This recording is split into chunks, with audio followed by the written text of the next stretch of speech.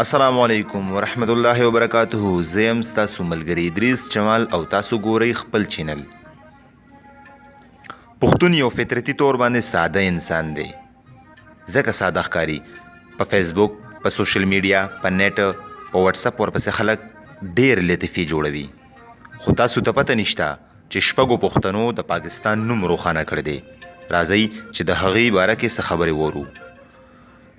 په پیله نمبر فلایټ لیفټیننټ صبا خان پاکستان فضایه 55 کاله د نارینو انجینرانو او پایلټانو باندې مشتمله وه.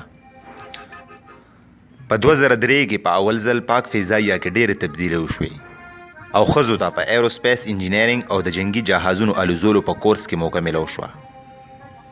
صبا خان د کویټې یو پښتون قبیلې سره تعلق ساتونکې ده او د پاکستان د تاریخ په اول ځل په 4 ښځو کې یوه ده چې جنگي جهاز الوزوي.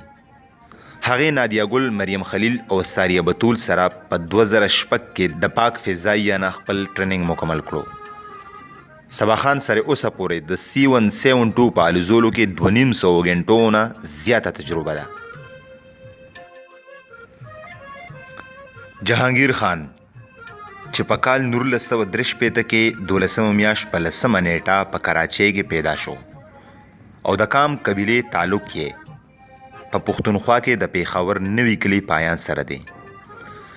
جهانگیر خان د سکواش عظیم ترین کلالي ګڼلی شي. جهانگیر خان ورلد اوپن 6 ځله، برټش اوپن 10 ځله ګټلی دی چې یو عالمي ریکارډ دی. د 1981 نه واخلې د 1986 پورې تر چا هم لوبه نه وه ګټلې او د 555 میچونو سره یې ریکارډ جوړ کړی دی. په 1993 کې یې د سکواش نه ریټایرمنټ واخیستو او د 2002 نه د 2008 پورې د عالمي سکواش فیډریشن صدر پاتې شوی دی. جانشیر خان هم د پیښور یو پښتون قوم سره تعلق ساتونکی دی. د جانشیر خان او د جهانگیر خان ترمنځ 29 میچونه شوي وو چې په هغې کې جانشیر خان 19 میچونه او جهانگیر خان 18 میچونه ګټلي وو. جانشیر خان راتلو سره د جهانگیر خان سره د سکواش کورسۍ سنباله کړه. دواړو په ټوله دنیا کې د پاکستان نوم ښه روښانه کړو او اوسه پورې د دې دواړو ریکارډ چا هم مات نه کړو. جانشیر خان په 2001 کې د سکواش نه ریټایر شو. 2010 کې جانشیر خان د نیشنل هیډ سکواش کوچ جوړ شو او 2018 پورې د پریزیډنټ پاکستان سکواش فیډریشن ایډوایزر پاتې شوی دی. شاهد خان افریدی چې د کال 1980 د مارچ په 1 نیټه باندې د خیبر ایجنسۍ د پښتنو په افریدیانو قبیله کې پیدا شوی دی. شاهد خان افریدی څه د تعارف محتاج نه دی. د 14 کالو عمر کې یې د خپل کرکټ کیریر شروع کړو.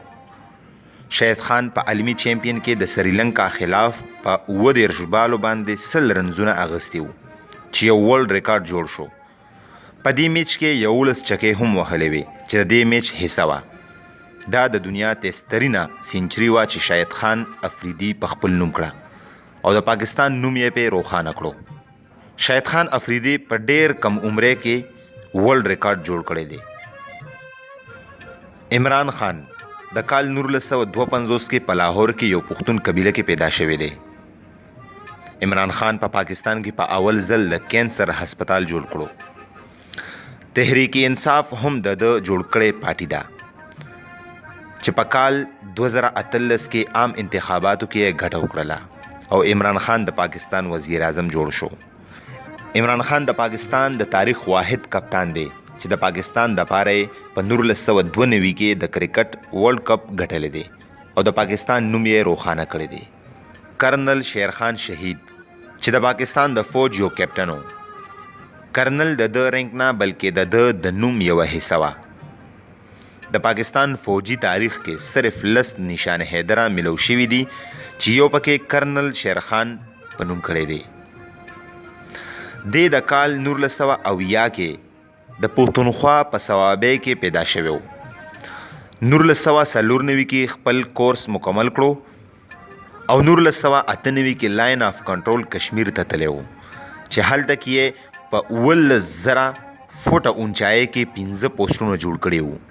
د دغه پوسټونو په وجه دشمن ډېر یریدلی وو او د کارګل جنگ کې شهید شو او نشان حیدر یې په خپل نوم کړو او د پاکستان نوم یې روښانه کړو.